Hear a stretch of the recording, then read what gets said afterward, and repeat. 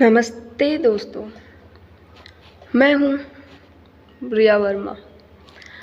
आप सभी का हमारे online platform easy education point पर स्वागत है। आज से मैं आपको पढ़ाऊँगी राजस्थान की हिस्ट्री, यानी राजस्थान का इतिहास। राजस्थान का इतिहास नाम आते ही पहला आता है कि राजस्थान का परिचय। कि राजस्थान का परिचय मतलब होता है कि राजस्थान शब्द का प्रयोग किसने किया, राजस्थान शब्द का मतलब क्या है और राजस्थान शब्द आया कहाँ से। राजस्थान शब्द का मतलब होता है राजाओं का स्थान, और राजस्थान शब्द के लिए सर्वप्रथम राजपूताना शब्द का प्रयोग किया गया। यानी बोल सकते हैं कि राजपूताना से राजस्थान शब्द का निर्माण हुआ है, या ये अपनी पहचान में आया है। ये राजपूताना शब्द कहाँ से आया, तो राजपूताना शब्द एक व्यक्ति था जिसका नाम है जॉर्ज थॉमस। 1800 ईस्वी की बात है ये कि राजपूताना शब्द का प्रयोग राजस्थान के लिए किया गया है। अभी ये थोड़ा सा ये पढ़ लेंगे कि जॉर्ज थॉमस है वो कौन है, कहाँ के हैं और इन्होंने राजस्थान के लिए क्या किया है क्या नहीं। अब जॉर्ज थॉमस का थोड़ा सा परिचय देख लेते हैं, और बहुत सारे क्वेश्चन इस पे बनते भी हैं। जॉर्ज थॉमस है, इनका जन्म 20 मार्च 1782 में हुआ और ये स्कॉटलैंड के एलिंगस्टन के निवासी थे। इनकी मृत्यु 1835 ईस्वी में हुई, और इनका जो उपनाम था, यानी इनको किन किन नामों से जाना जाता था। इनको घोड़े वाले बाबा भी बोलते हैं, इनको प्रथम इतिहासकार भी कहा जाता है, और इनको राजस्थान के पिता भी कहा जाता है। यानी कोई भी पूछ ले राजस्थान के इतिहास के पिता कौन है, तो आप बता दोगे जॉर्ज थॉमस। और दूसरा क्वेश्चन ये भी बन जाए कि राजपूताना शब्द राजस्थान के लिए किसने प्रयोग किया सबसे पहले, तो वो भी कौन था, जॉर्ज थॉमस। और कब किया गया, 1800 ईस्वी के अंदर। अब जॉर्ज थॉमस की कुछ बातें हैं वो भी हम पढ़ लेते हैं कि जॉर्ज थॉमस राज्य में सर्वप्रथम 1806 इस शेखावाटी क्षेत्र में आया। अब जो राजस्थान के हैं उनको खुश होना चाहिए कि इतने महान व्यक्ति अपने शेखावाटी क्षेत्र में आए भरवन के लिए, और ये बात है 1806 की। कर्नल जेम्स टोड की सेवाओं से प्रभावित होकर उदयपुर के राजा थे भीम सिंह ने अजमेर के बोरसपारा गांव है ना, उसका नाम टोडमल रख दिया था। यानी क्वेश्चन पूछ ले कि टोडमल नाम किसने रखा, तो महाराजा भीम सिंह ने। और टोडमल कहाँ है, तो बोलते हैं क्वेश्चन आ जाए तो आंसर होगा बोरसवारा, और बोरसवारा कहाँ है, अजमेर के अंदर। ठीक है। और सेवाओं से प्रभावित कर्नल जेम्स टोड की जो सेवाएं थी उनसे प्रभावित होकर टोडमल का नाम रखा गया, गांव का नाम। आ गया इतना समझ में। फिर दूसरी बात आती है कि कर्नल जेम्स टोड है ना, उन्होंने आबू पर्वत पर स्थित अनेक देव मंदिरों के कारण आबू पर्वत को हिंदू ओलंपस कहा था। मतलब अब क्वेश्चन आ जाए कि हिंदू ओलंपस क्या है, तो आप बता दोगे ना कि आबू पर्वत है, उस पे जो अनेक देवी देवताओं के मंदिर है उनको क्या बोला गया है, हिंदू ओलंपस। ओलंपस बोला किसको गया है, किसके द्वारा बोला गया, तो ये बोला गया है जेम्स टोड के द्वारा। सॉरी। फिर बात आती है कि इनकी मृत्यु कहाँ पर हुई। इनकी मृत्यु हुई है, अभी हमने थोड़ी देर पहले पढ़ा है 1835 में, लेकिन हुई कहाँ पर है, ये भी अपने राजस्थान के बीकानेर में हुई है। अब ये राजस्थान शब्द है, इसके लिए जो ग्रंथ लिखे गए जहाँ पर राजस्थान शब्द का वर्णन किया गया है, राजस्थान की कल्चर, संस्कृति, यहाँ पर क्या क्या सांस्कृतिक प्रोग्राम वगैरह होते हैं, वेशभूषा, इनका भी वर्णन किया गया है। तो हम ग्रंथ पढ़ेंगे अब, और वो निम्न प्रकार से है। कौन कौन सी पुस्तकें हैं, कौन कौन से ग्रंथ हैं। अब बात आती है कि ग्रंथ कौन कौन से थे। पहले वाला ग्रंथ था the NS and activities of Rajasthan. ये बहुत इम्पोर्टेंट है, बहुत बार पूछा भी जाता है एग्ज़ाम के अंदर कि ये किसने दिया, तो ये आगे आएगा कि ये किसने दिया, किसने इसके बारे में बताया, और इसका प्रकाशन किसने किया, और ये किसको समर्पित है। तो the NS and activities of Rajasthan, इसके अंदर राजस्थान शब्द का जो राजस्थान शब्द है वो रजवाड़ा शब्द के प्रयोग से किया गया है। और ये किसके द्वारा किया गया? जेम्स टोड के द्वारा 1829 के अंदर। इसका दूसरा नाम क्या है? The central and western Rajput states of India, यानी the annals and activities of Rajasthan. इसका जो दूसरा नाम है the central and western Rajput states of India. अब इसके बारे में पढ़ लेते हैं कि इसका प्रकाशन किसने किया और कब किया गया और ये किसको समर्पित है। तो इस ग्रंथ का प्रकाशन जेम्स टोड की मृत्यु के बाद इनकी पत्नी जूलिया कटरबर्ग 1839 ईस्वी के द्वारा किया गया। मतलब आपको पूछ ले कि central and western Rajput states of India का प्रकाशन किसके द्वारा किया गया?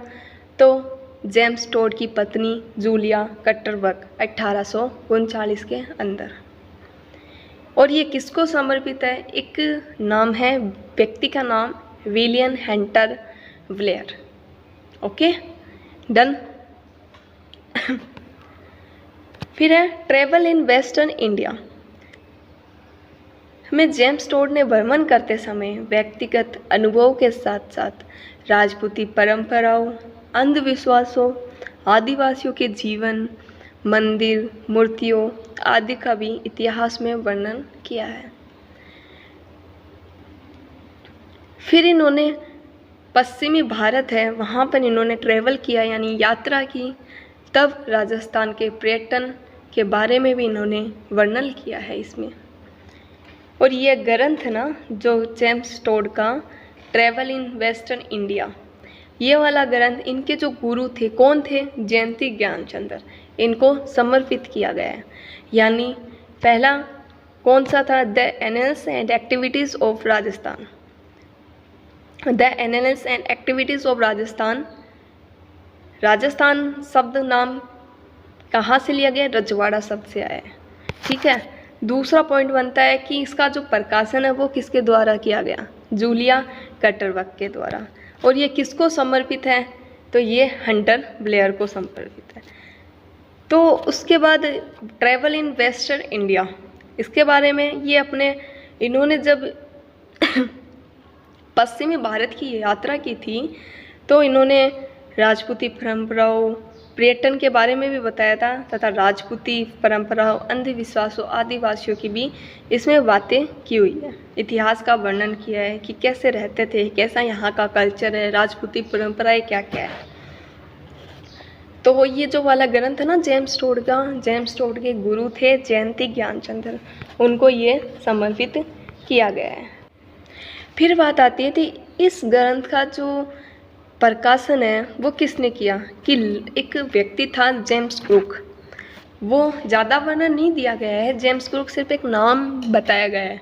वो लंदन के थे, उन्होंने इसका प्रकाशन किया है।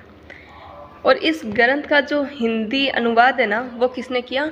पंडित गौरीशंकर हीराचंद ओझा ने। और ये पंडित गौरीशंकर हीराचंद ओझा है ना, वो रोहिड़ा गांव के सिरोही के थे। ठीक है, सिरोही अपना राजस्थान के अंदर पड़ता है। और ग्रंथ के दो भाग हैं। ग्रंथ के 2 भाग हैं, ध्यान रखना, पहला भाग और दूसरा भाग। पहले भाग में क्या बातें हुई है कि राजपूतों की भौगोलिक स्थिति के बारे में बताया गया है, वंशावली के बारे में बताया गया है और मेवाड़ का इतिहास बताया गया है। यानी इस खंड में राजपूतों की भौगोलिक स्थिति और राजपूतों की वंशावली, सामंती व्यवस्था और मेवाड़ का इतिहास बताया गया है। फिर बात आती है दूसरा खंड। तो दूसरे खंड में क्या बताया गया है कि इस खंड में मारवाड़, बीकानेर, जैसलमेर, आमेर और हाड़ौती राज्य का इतिहास लिखा गया है। फिर कुछ बातें ऐसी हैं जो पता होनी भी चाहिए, ये राजस्थान से मतलब थोड़ी सी हटके है।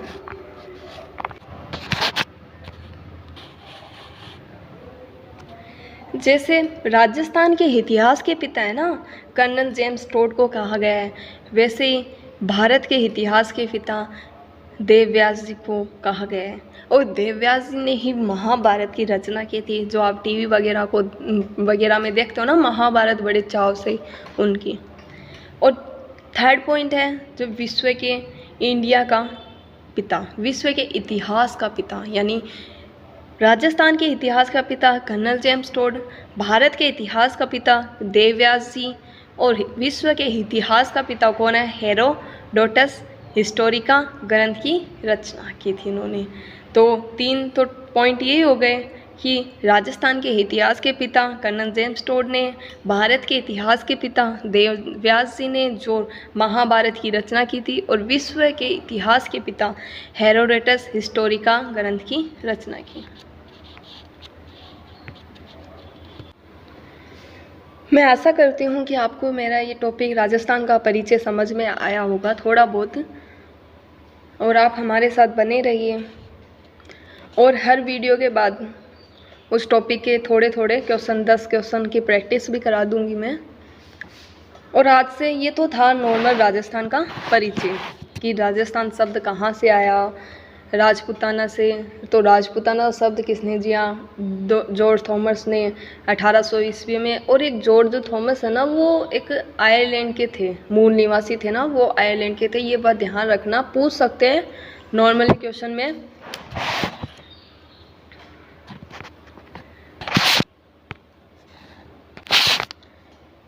दूसरा टॉपिक है अपना राष्ट्रीय आंदोलन के प्रमुख व्यक्तित्व, यानी राष्ट्रीय आंदोलन में किन्होंने भाग लिया था, कौन कौन से कितने व्यक्ति हैं जिन्होंने भाग लिया। ऐसे तो बहुत सारे हैं जिन्होंने राष्ट्रीय आंदोलन में भाग लिया था, लेकिन कुछ ही पढ़ेंगे हम जो हमारे एग्ज़ाम में आएंगे। महिलाओं ने भी भाग लिया है, काफ़ी महिलाएं भी थी, काफ़ी आदमी भी थे। तो पहला तो इसमें सबसे पहला पॉइंट आता है अमरचंद भाटिया। मैं आपको नाम बताती हूँ कुछ एक के, तो कुछ तो शायद सुने हुए भी होंगे। अर्जुन लाल सेठी, विजय सिंह पथिक, केसरी सिंह बारठ, जोरावर सिंह बारठ, प्रताप सिंह बारठ, हीरालाल शास्त्री, माणिक्यलाल शर्मा, बलवंत सिंह मेहता, जमनालाल बजाज और रामनारायण चौधरी और गोकुल भाई भट्ट। ये है प्रमुख व्यक्तित्व। अब हम पहला प्रमुख व्यक्तित्व में पहला व्यक्ति स्टार्ट करेंगे जो अर्जुन लाल सेठी है। इसका ऊपर का थोड़ा थोड़ा मैं बता देती हूँ कि जो इनका जन्म है वो 9 सितंबर 1880 ईस्वी में हुआ, और ये जैन परिवार के थे, और ये अपने राजस्थान के जयपुर ज़िले के थे। और इनका कुछ समय के लिए नाम करीम खां भी पड़ा, और इसका कारण भी है कि इनका नाम करीम खां क्यों पड़ा, कि ये अभी आगे के टॉपिक में है, आगे हम इसकी बात करेंगे। और ये जो अर्जुन लाल सेठी है ना, ये चौमू के जो ठाकुर देवी सिंह के शिक्षक के रूप में नियुक्त हुए थे, लेकिन जो इनके काम से प्रभावित होकर एक राजा थे, है ना, एक राजा थे सवाई माधव सिंह द्वितीय। इन्होंने अर्जुन लाल सेठी जी को बोला कि आप ना चौमू के जिलाधीश बन जाइए। इन्होंने प्रस्ताव रखा, लेकिन सेठी ने इनकार करते हुए कहा कि अर्जुन लाल सेठी अगर नौकरी करेगा तो अंग्रेज़ों को भारत से बाहर कौन निकालेगा। मतलब क्या था कि सवाई माधव सिंह द्वितीय ने चौमू का जिलाधीश नियुक्त करने की बात करी थी, किससे? अर्जुन लाल सेठी से। लेकिन ये बहुत अच्छे क्रांतिकारी थे कि अर्जुन लाल सेठी ने इनकार करते हुए कहा कि अर्जुन लाल सेठी अगर नौकरी करेगा तो अंग्रेज़ों को भारत से बाहर कौन निकालेगा। तो ये बात इन्होंने सवाई माधव सिंह से कही। तो अब क्वेश्चन बन सकता है कि अर्जुन लाल सेठी है, जिला इसका प्रस्ताव इन्होंने वो कर दिया था, इनकार कर दिया था। तो अब क्वेश्चन ये बनेगा इसमें कि सेठी अगर नौकरी करेगा तो अंग्रेज़ों को भारत से बाहर कौन निकालेगा। ये कथन किसने कहा और किसके संदर्भ में। तो ये सवाई माधव सिंह के ने जब इनको नियुक्त किया था, आपको पता चल गया चौमू का जिला इस नियुक्त किया था, तब प्रस्ताव रखा था, नियुक्त करने का प्रस्ताव किया था इन्होंने। तब इन्होंने बोला कि नहीं, ये बात इन्होंने बोली है कि मैं अर्जुन लाल सेठी अगर नौकरी करेगा तो अंग्रेज़ों को भारत से बाहर कौन निकालेगा। ये इम्पोर्टेंट पॉइंट है, इसलिए मैं इसको बार बार मैं दोहरा रही हूँ ताकि ये आपके याद हो जाए, ठीक है। और आज सिर्फ मैं अर्जुन लाल सेठी का थोड़ा सा परिचय दे रही हूँ कि हाँ, अर्जुन लाल सेठी है, उनके बहुत सारे उपनाम भी थे। जैसे उनको राजस्थान के उग्र क्रांतिकारी के जनक भी कहा जाता था, और राजस्थान के राज बिहारी भी इनको बोला जाता था, और राजपूताने की राष्ट्रीय एकता के जन्मदाता भी इनको कहा जाता था, और राजस्थान के दत्ती जी उनको कहा जाता है। दत्ती जी इसलिए कहा जाता था क्योंकि वो बोलते हैं दत्ती जी का मतलब ही होता है कि अपना सब कुछ दान कर देना।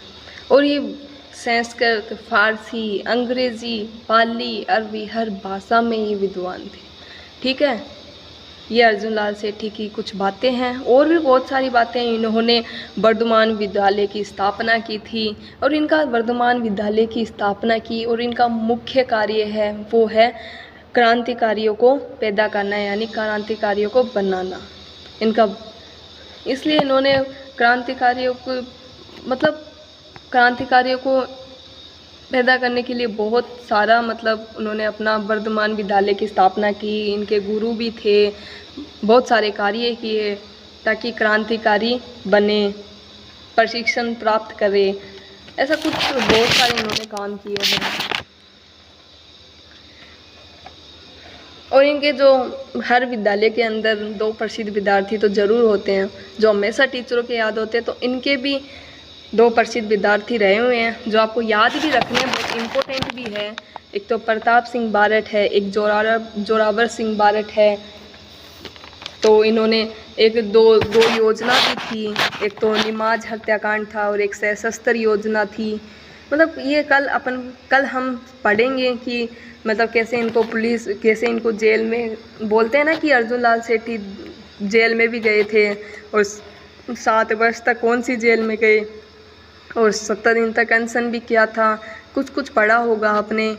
और लास्ट में बात होती है जब ये सब ख़त्म हो जाता है कि इनका अंतिम समय, ये कहाँ अंतिम समय था। इनका जो करीम खां नाम के ऊपर है, ये है अजमेर में।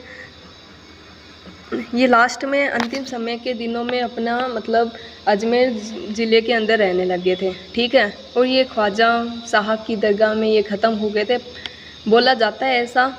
और इनका जो काम था, इन्होंने काम भी चेंज कर लिया था, अरबी फ़ारसी पढ़ाने लगे थे, और इसीलिए इनको और इनके लिए कहा जाता है कि ये हिंदू मुस्लिम के समर्थक भी थे, ठीक है। और इन्होंने अपने आप को जलाने के लिए नहीं बोला कि मैं जब मरूँ ना तो मेरे को जलाया नहीं जाए बल्कि दफनाया जाए, ये बात भी इन्होंने बोली थी। तो ये अर्जुन लाल सेठी की कुछ बातें थी जो कल पढ़ाऊँगी मैं अच्छी तरह। आज तो सिर्फ उनका इंट्रो दिया है मैंने कि कैसे कैसे क्या हुआ, कहाँ इसने भाग लिया, कहाँ पे इनका जन्म हुआ, अंतिम समय कहाँ पर इन्होंने बिताया। और सबसे बड़ी बात ये थी कि आपको ये बात हमेशा याद रखनी है कि अर्जुन लाल सेठी थे जिन्होंने ये वाक्य बोला कि अगर सेठी नौकरी करेगा तो अंग्रेज़ों को भारत से बाहर कौन निकालेगा। तो ये बात भी आप ध्यान रखना। पूछते हैं, कई बार पूछ लेते हैं कि राजस्थान के दत्ती जी कौन है, अर्जुन लाल सेठी। तो कल आपको मैं यही अर्जुन लाल सेठी से ही आपकी क्लास स्टार्ट करूँगी कल। और हाँ, आज की ये वीडियो यहीं समाप्त होती है। मैं आशा करती हूँ कि यह आपको मेरी क्लास पसंद आई होगी। और thanks for the watching my video and next classes get be soon. Thank you. All students